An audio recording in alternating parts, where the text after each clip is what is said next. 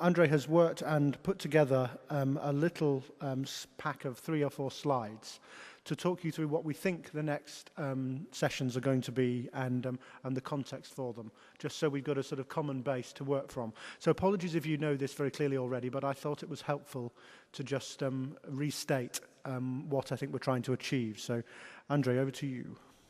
So this is workshop number 2, so that you know where you are.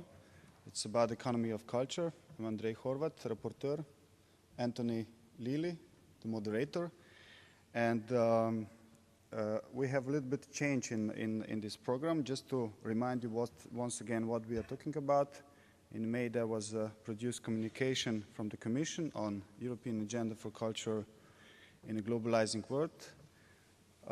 There we have a second goal, promotion of culture as a catalyst of creativity in the Lisbon agenda. So the idea is to discuss some of the issues today and tomorrow with you and with the keynote speakers, and then this to be presented to the ministers in the late afternoon.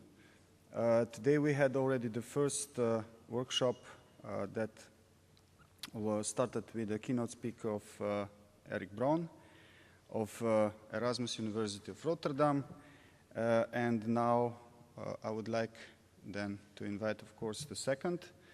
This is the change. Thomas Paris should give a keynote on financing sources.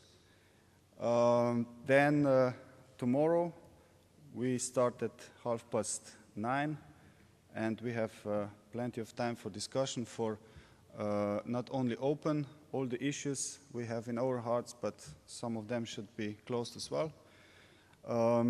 About the entrepreneurship, Antonio Camara should have a keynote speak, and about education systems, Michael O. Sullivan, if I pronounced, if I spoke well.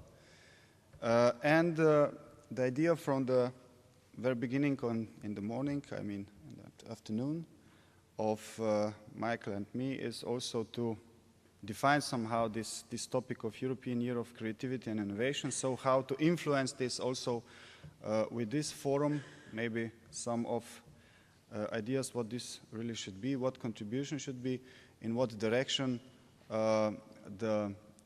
we should streamline the process that we started with this cultural forum in order to have as much as possible benefit of it. Good. So hopefully, I tried to set out those themes in my opening remarks, but we felt it was probably a good idea to lay them in front of you a little bit more clearly. We're going to push on with this session, talking about financing and the financing sources for creativity. It's quite a broad session in our minds to do with the balance between public and private sources of finance, subsidy, investment, however you want to think about those.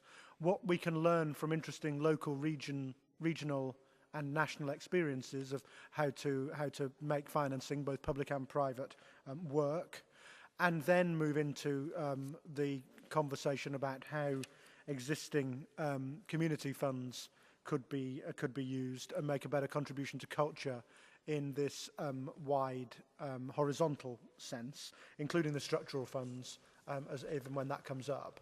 But I'd be sort of interested to hear not just about public funding, not just about how to make the structural funds work. I think it's an important part of what we're talking about today, but hopefully there's a wider context and a wider agenda. And to help us set that, over there's Thomas Paris, who is a professor at HEC School of Management in Paris, who I think is going to set the scene with some of his thoughts about some of the questions facing finance and management in the cultural and creative sectors. So over to you, Thomas.